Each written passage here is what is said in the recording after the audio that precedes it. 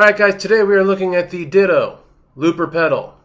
Not to be confused with any other looper pedals because it's so teeny. So this is a very popular item on Sweetwater and on Reverb. It is a very, very popular looping pedal, and it is my first looping pedal. Okay? It's one of my first pedals ever, guys. Which is a strange thing to say because I've been playing guitar for 20 years. But anyway, so one skill I had to learn with this is really hitting consistently the button on the 1 beat and on the 4 beat, just to keep everything in rhythm as you play. And I'm not somebody who taps my feet when I play usually. So this was actually a skill that I had to learn and it took me some time. It might be one you have to deal with. I will also say this, that just having one button does not mean you are simple. Okay, it just means that you have one button. Would you want to operate a forklift with only one button?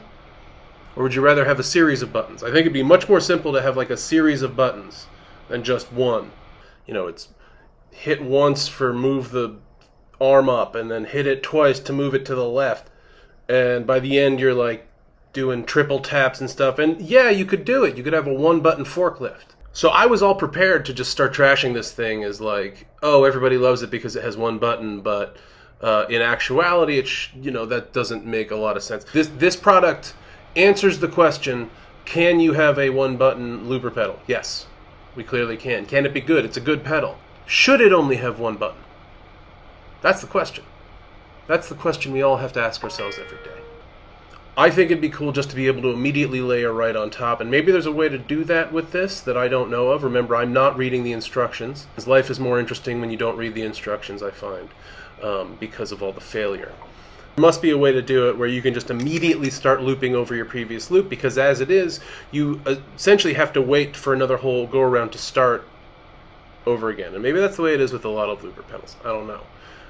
But it's something that I think you could actually have another button for, or somehow work into the single button functionality of this. So that is a drawback of this, and I think possibly it is more valuable to players who are going to be playing at home or practicing or not necessarily using it for performance. I don't know how often people use looping pedals on stage anyway. My guess is slowly more and more. But I don't think that it would really hinder you just in practicing and learning how to play over your own stuff, which is really, really useful for, and just adding simple loops into things you're working on. There are some huge, huge benefits to this in terms of size. It's not going to take up a lot of room on your pedal board. It's not going to take up a lot of room in general in your life. It is not extraordinarily expensive. If you are not used to guitar pedals, like I am not used to guitar pedals, they are incredibly expensive. So this is $100, $98.99, $100 on Sweetwater. Okay, that's actually a really good price for a quality pedal like this. So this is really useful for me because it has true bypass, which is a brandy kind of way of saying that it doesn't interrupt your signal unless you want it to. The only thing this thing is going to do is loop for you. It's not going to add a bunch of compression or reverb or phasing effects, and it's not going to cause a bunch of extra hum or anything like that. It's really extraordinarily convenient in that way. And it just has a dry analog signal that can go right through it, even if the pedal is engaged, which is very, very cool.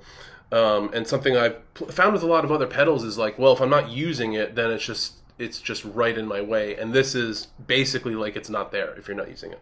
As we get to know each other, we'll slowly find out more about me and that I am a fickle, bitter, elderly man, elder millennial, old millennial. I'm 38. And it's hard to get me to like things. Guys, I'm a very simplistic, stupid man. I don't like adding technology into things that I don't need to.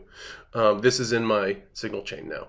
Again, I don't know if it's useful for every player because a lot of people are going to want to right immediately be able to add certain effects to their loops. So if you want that, this is probably not for you. But if you're just a guy who wants to learn how to play better over their own loops or add loops into their own stuff, this is probably the ideal pedal for you. Considering those drawbacks. The dial here determines how loud the playback is. And as you play around with it, I mean, there's really not many ways to screw up with this thing. You learn the patterns of things. You have 5 minutes of looping time. You can do a full song if you need to.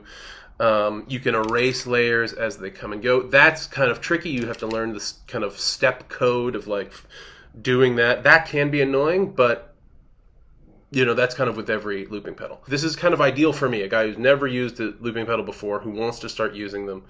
It has been really, really useful to me. If you have a looping pedal already that you like, I don't think you necessarily need this because it's not going to add any functionality. It is just a simple device. It's a looper pedal. If you want the other effects, then you'll probably end up choosing those effects from those types of pedals.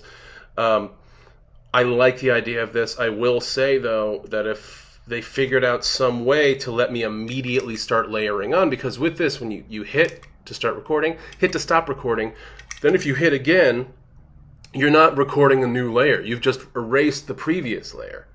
So it doesn't give you that option, just layer immediately right on top of each other, which I imagine other looper pedals have that second button to do. So anyway, guys, that is my review for the Ditto Looper Pedal. I give it a 7 out of 10. I think it is a good pedal, right? But it is not like the iPhone of pedals, where like, oh, it only needs one button because it's so superior. And iPhone isn't so superior either, all right?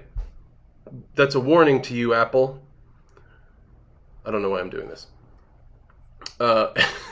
Anyway, so I recommend the Ditto Looper Pedal. It's good, it's cheap, and if you're a good, cheap person like me, it might work for you.